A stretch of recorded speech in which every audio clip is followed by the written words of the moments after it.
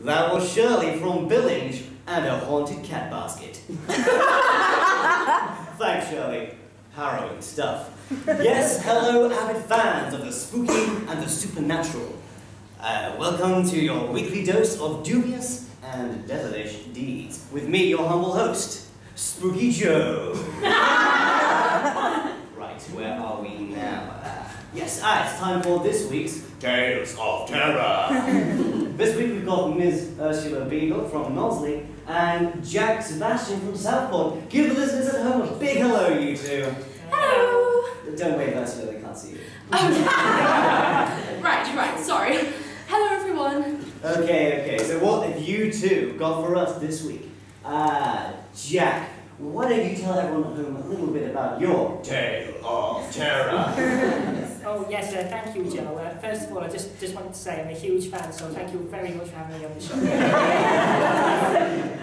well, I'm sure you've all heard about the abandoned shoe factory off the A580. Well, reports of mysterious creatures roaming round at night by the local youths who hang around there. Real puppies of the basketballs there.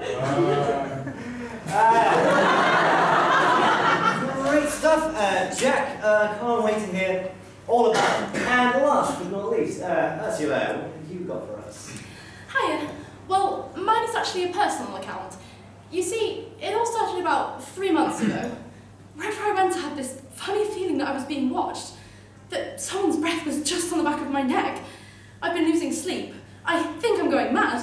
And then a few days ago... Ursula, don't give away the ending there. Okay,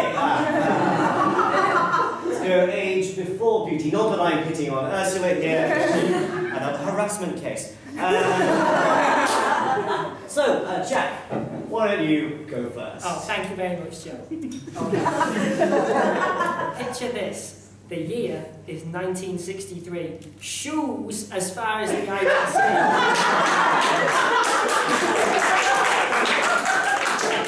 You just set up your very own shoe factory. This man, his name's Stephen Clark, and his love of shoes was rivaled only by his love of his pet dogs. This young entrepreneur of the soul.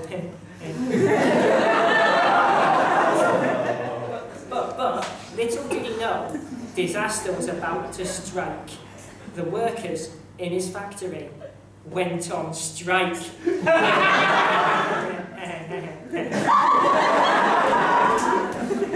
Forced into difficult times, the story goes that, unable to accommodate their demands, the factory shut down.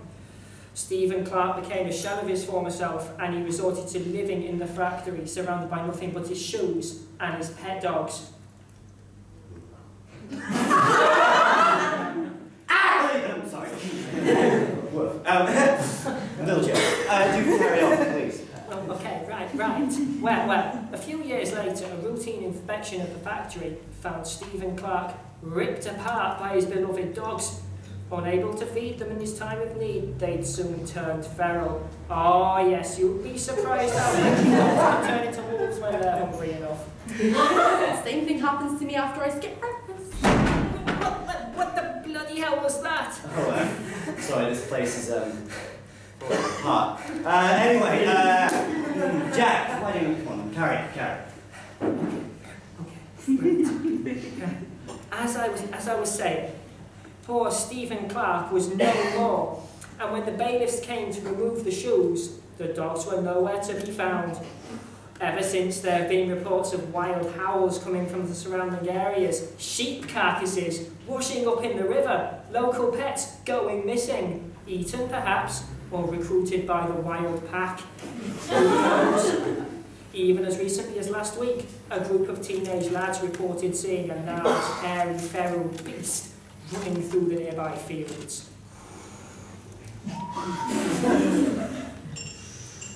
Gave me chills. Remember to feed your pets at home, people. Great stuff, Jack. Well, why don't we just about now have time, just enough for Ursula's story and a couple of calls from our lovely listeners at home. Then at 11 p.m. we'll be handing over to Walter Smooths for his smooth jazz to take you through the night. Okay, Ashley, what do you think of that? Oh, it gave me the creeps. That poor man chewed up and eaten by his own dogs. Yeah, it was some properly visual horror right there. Okay, Ursula, why don't you... You're right, Ursula, what happened there? Sorry, my headphones gave me a shock. Dear, oh dear. Why didn't you want to swap those with Big Jack? Oh, no, thanks. I'll be fine. Took me by surprise then, that's all. Oh, it hasn't half put me on edge. Well, if you're all right, should we move swiftly on? Why don't you thrill our listeners at home with your Tale of Terror? Okay, it all started a few months ago.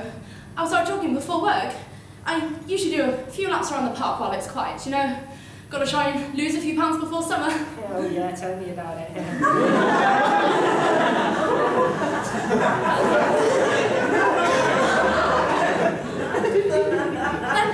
after my second lap around the park, I got this funny feeling as if I was being watched. So, I finished earlier than I would have liked and ran the long way to work. But the whole time I just couldn't shake off the feeling that I was being watched or followed. But I couldn't have been. There was no one there. I didn't think anything of it, so I put it down to paranoia and carried on as usual. But then I started noticing strange things around my flat.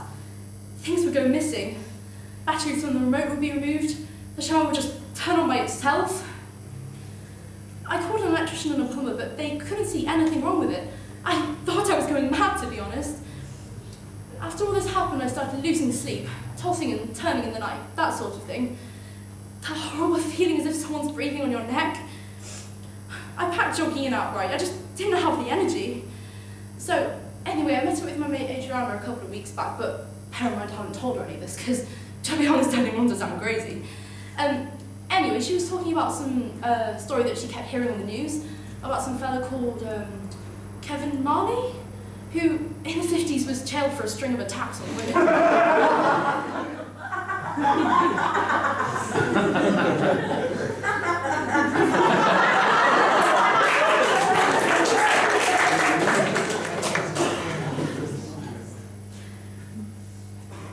Apparently he was a serial rapist who would attack women late at night or offer them lifts home. The ones that would get in his car with him. He would abduct them for days and take them to his back garden shed and rape them for days over and over again. He tortured them until he got bored of them, and then he'd kill them. He was clever about it too. He'd take the girls' bodies and dispose of them in the pet crematorium where he worked. Apparently the police had no idea it was a serial killer. Just a bunch of girls disappearing every now and then. Probably running off with rich businessmen or something, I think was the thought. He was finally caught when one of his victims' metal shoulder replacements was found in the urn of a family poodle. That's what led the police to him. Last night after I settled in from work, I was doing the usual routine and I felt a lot better with myself. But as I was getting ready for bed, there it was again. That feeling that I was being watched. The house smelled funny, not like me.